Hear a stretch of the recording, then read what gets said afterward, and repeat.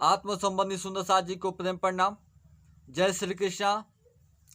हंसते रहिए, मुस्कुराते रहिए, सदा आनंद मंगल में रहिए। एक हम लोग में भजन आता है कि सदा आनंद मंगल में रहिए, सदा आनंद मंगल में रहिए।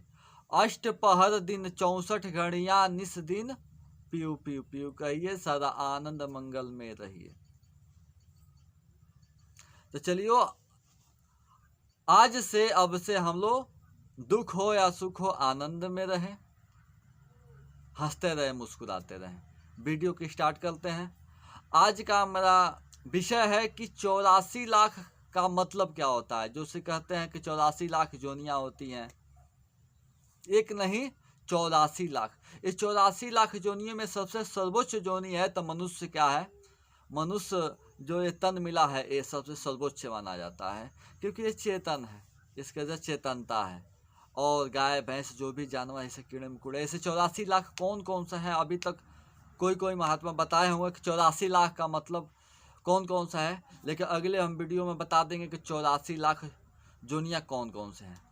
जैसे कहते हैं 84 लाख गिना के बता देंगे आपको, हम पेन कापी लेकर बैठ जाइएगा, आपको बता देंगे कि 84 लाख कौन कौन से हैं, कितने कितने हैं।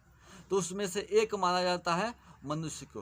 तो इससे कैसे निकले, ये 84 लाख का चक्कर क्या है, इसको समझते हैं। देखिए,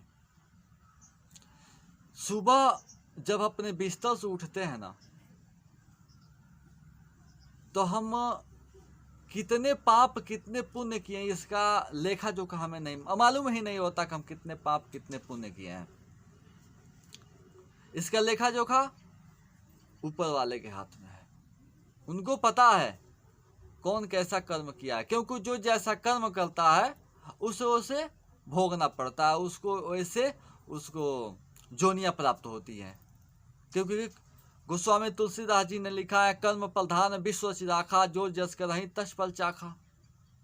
क्योंकि कर्म भूमि है, कर्म करने के लिए यहाँ पर आना आवश्यक है, कर्म भूमि पे। इसलिए श्री रामचंद्र जी, श्री कृष्ण जी आदि जितने इष्ट हैं, सबको एक बार इस कर्म भूमि पे आना पड़ा, और सब ने आकर यहाँ पर कर्म किए, ये साबित किए कि कर्म करना अनिवार्य है। क्योंकि देखिए, यहाँ जो भी महापुरुष हुए, संत हुए, पैगंबर हुए, इष्ट हुए, कोई कर्म से वंचित नहीं हुआ, सबको करना पड़ा। तो देखिए, जब हम अच्छा कर्म करते हैं, जैसे मान लीजिए एक डिब्बा है, ये भी एक डिब्बा है, और हम सुबह कितना सही गलत करते हैं इसका हमका लेखा जोखा नहीं होता है। तो जैसे कि मान लीजिए कि ये 2 डिब्बा है, एक पाप का है, एक पुण्य का है। ये पाप का है, ये पुण्य का है डिब्बा। या बोलिए ये है मेल तो लोग जो हम लोग हैं, अच्छा कर्म करते हैं तो एक पूंजी इसमें से होती है, 2 3 4 5 6 7 8, मान लीजिए 110। ठीक, इसमें 110 हम इकट्ठा कर लिए, कलम नहीं चल रहा है, समझिए सही, 110 हो गया। और हमने पाप हो सकता है कि हम लोग 95 कर दिए, क्योंकि अच्छा काम में संत महात्मा है तो उसको भी कर्म करें, तो एक पाप हमारा हो गया 110 और पुण्य हो गया 120।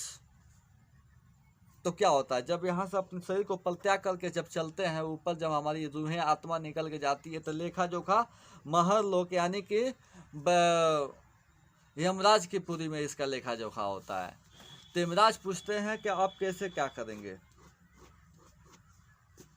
तो हम पूछते हैं कि हम एक स्वर्ग का मतलब कि हम पुण्य भोगना चाहते हैं। देखिए, पुण्य का मतलब होता है जो हम यहाँ कर्म करते हैं, एक प्रकार का धन है। जैसे कि मान लीजिए कि हम यहाँ कोई बिजनेस किए हैं, और बिजनेस में हमने 50-60 हज़ार, 1 लाख, 2 लाख, 4 लाख रुपये का मुनाफा हुआ, तो हम क्या करते हैं, उस 4 लाख रुपये के लेकर अपने पूरे परिवार के साथ सोचते हैं कि क्यों नहीं एक बार फॉरेन से घूम के आए, विदेश से घूम कर आए। 4 लाख रुपए लिए, टिकट कटाए, पूरे परिवार के ले गए, और ले जाने के बाद हम 4 लाख रुपए फॉरेन में मतलब हम घूमने में खर्च कर दिए।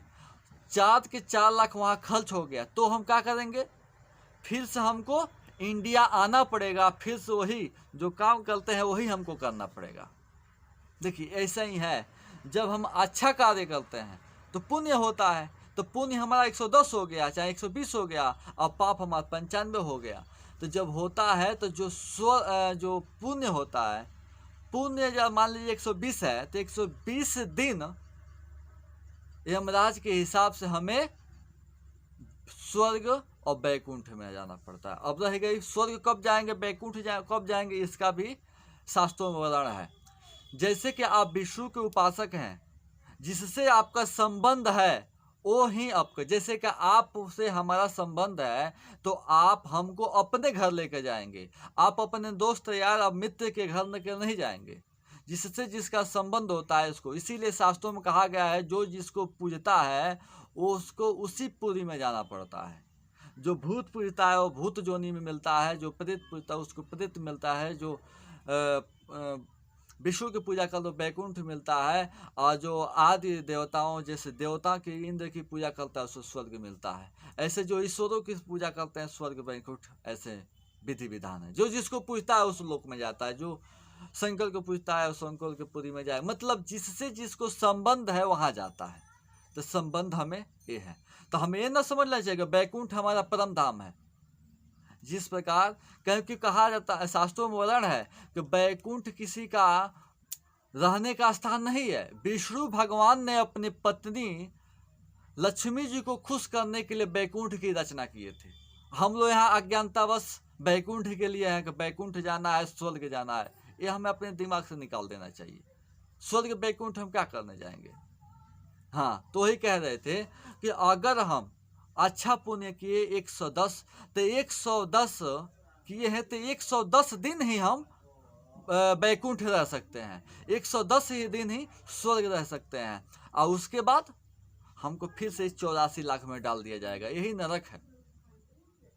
84 लाख योनिया मतलब होता है माँ का गर्भ, चाहे मनुष्य हो, चाहे जानवर हो, चाहे कीड़ा मकोड़ा कुछ भी हो, माँ है ना, किसी हर एक प्रजाति में एक मादा होती है, उसके गर्भ मतलब उसी को नर कहा जाता है। क्योंकि जन्म लेते समय जितना कष्ट होता है उतने इस आत्मा जब भी पार्थक शरीर को छोड़ती है तब उतना कष्ट होता है।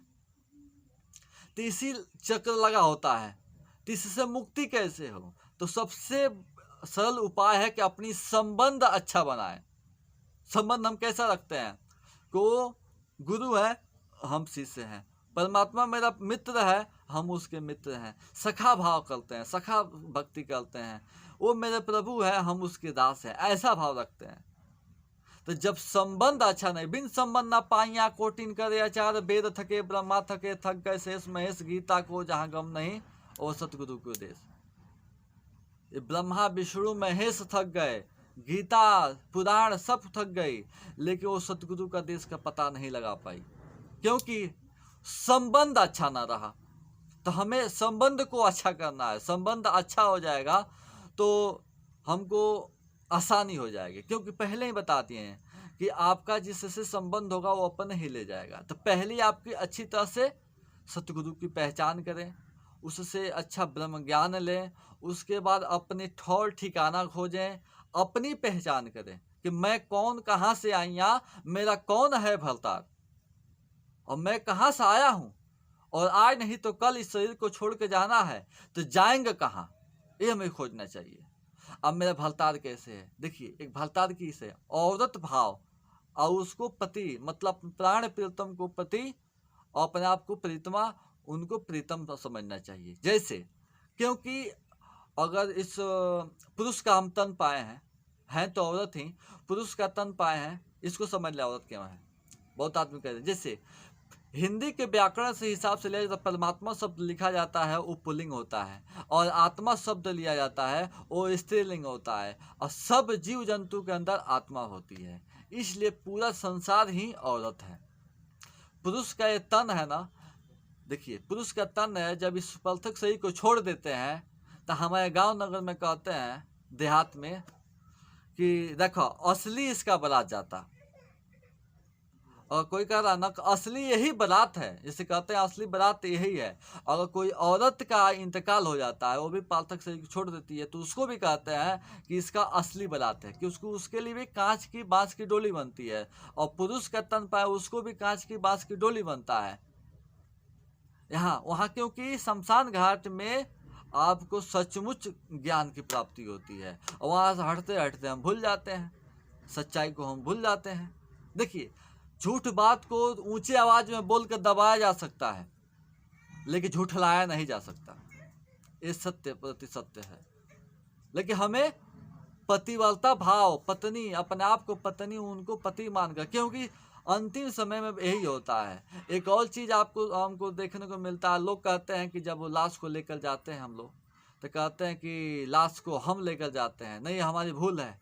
लाश हमको लेकर जाती है। वो कहती है कि आज मैं इस जगह पाया हूँ, कल भी तुमको यहीं आना है, राह दिख ले। रास्ता दिखलाने के लिए लाती है कि तुम भी आकर देख ले। राह दिखलाती है कि तुमको भी यही आना है, घमंड करना छोड़ दे। लेकिन हम लोग छोड़ते नहीं हैं। तो देखिए, अब हमको संबंध अच्छा रखना है, उस पूर्व परमात्मा की पहचान करनी है, और अपने आत्मा को जगाना है। वो नाम कौन सा है जिसको कलयुग में जप जप के आपको जन्म मरण से मुक्ति मिल जाए। वैसे आपकी अब शरीर के तरीके की बंधन मुक्ति किसका है, यही आप नहीं समझ पाते हैं। शरीर का है कि मन का है कि आत्मा का है, कि बहुत से भ्रांतियां हैं। तो आप, हो सकता है कि 84 लाख से आप निकलना चाहते हैं, तो आप पहले ठौर ठिकाना खोजें कि मेरा ठौर ठिकाना स्वर्ग है कि बैकुंठ। क्योंकि हम लोग लक्ष्य बना रखे हैं कि हमको स्वर्ग जाना है, बैकुंठ जाना है। और ऐसी बात तो मुसलमान भाइयों में भी है। वो लोग बाद में कहते हैं जन्नत जाना है। जन्नत का मतलब ही होता है स्वर्ग। लेकिन आपको वास्तविक परम धाम को लाहूत कहा जाता है, उसे अर्ज अजीम भी कहा जाता है। आप अर्ज अजीम के कहीं ऐसा जिक्र नहीं करते, केवल आप जन्नत जन्नत करते हैं। जन्नत क्या है? जन्नत आप जितने दिन अच्छा कर्म किए हैं, जब तक जन्नत रहेंगे, फिर से आपको यहाँ पर आना ही है। जय श्री कृष्ण। प्रणाम जी।